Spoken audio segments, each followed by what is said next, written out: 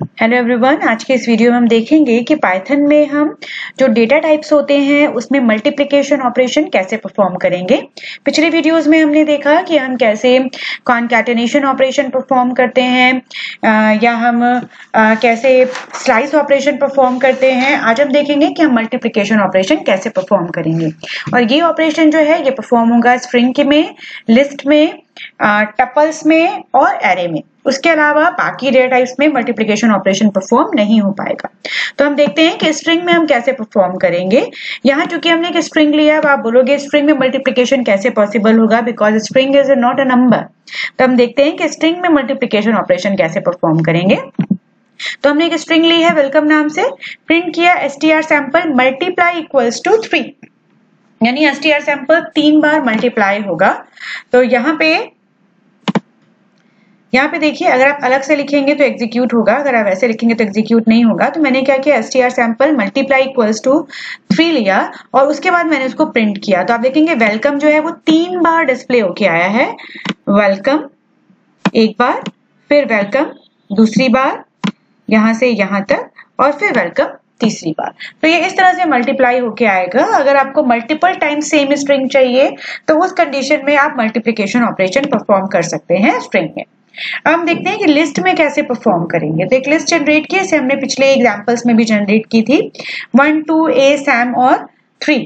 अब इसके बाद जब आपको मल्टीप्लिकेशन परफॉर्म करना है तो अगर आप इसको एग्जीक्यूट करेंगे तो आप देखेंगे कि लिस्ट आई ऐसी।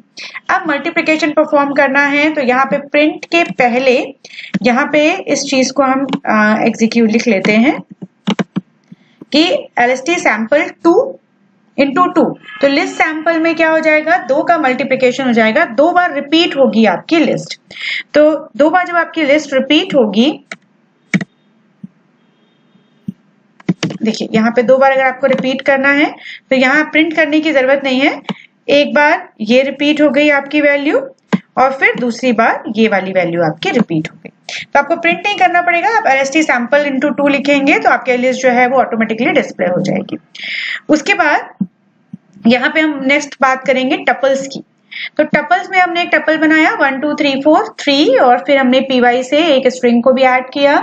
अब जब आप इसको एग्जीक्यूट करेंगे तो आपको ये टपल दिख रहा है जो आपने बनाया। अब इसमें अगर हम मल्टीप्लाई करेंगे और टपल में हम देखिए हमने एक रेंज दी हुई है 2:4। 2:4 का मतलब है रेंज ये और ये 0 1 2 और 4। तो यहां से 3 इसको थर्ड को एक्सक्लूड कर देगा, तो केवल 2 और 3 ही इंक्लूड होंगे। और उसमें हमने 2 से मल्टीप्लाई किया तो मल्टीप्लाई नहीं होगा, 2 बार रिपीट होगा। तो 2 बार रिपीट करने के लिए 2 बार रिपीट करने के लिए ये देखिए 3 4 और फिर 3 4। तो ये 3 4 था और ये 2 बार लिखा हुआ आ जाएगा क्योंकि आपने मल्टीप्लाई कर दिया, तो वो कॉन्कैट होके 2 बार लिखा हुआ आ जाएगा 3 4 और 3 4। आप इसकी रेंज को चेंज भी कर सकते हैं, आप 1 से 3 भी कर सकते हैं। तो जब आप 1 से 3 करेंगे तो 2 3 और 2 3 2 बार आ जाएगा।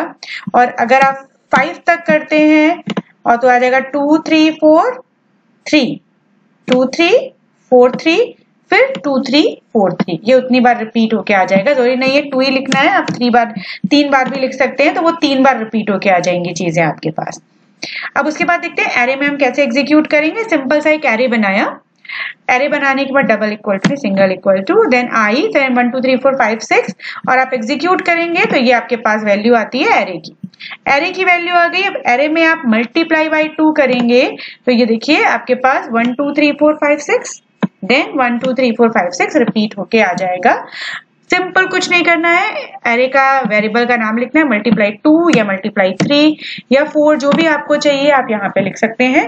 वैल्यू उतने टाइम्स रिपीट हो जाएंगी, दैट्स इट। यानी कॉनकैटेनेशन की तरह ये काम करेगा मल्टीप्लिकेशन भी, बट ये आपके जो भी एट्रीब्यूट्स की वैल्यू है ये उनको इंक्रीज करने का काम करता है। तो ये था कि हम कितने ऑपरेशंस परफॉर्म कर सकते हैं डेटा टाइप्स में in Python. So thank you so much everyone for watching.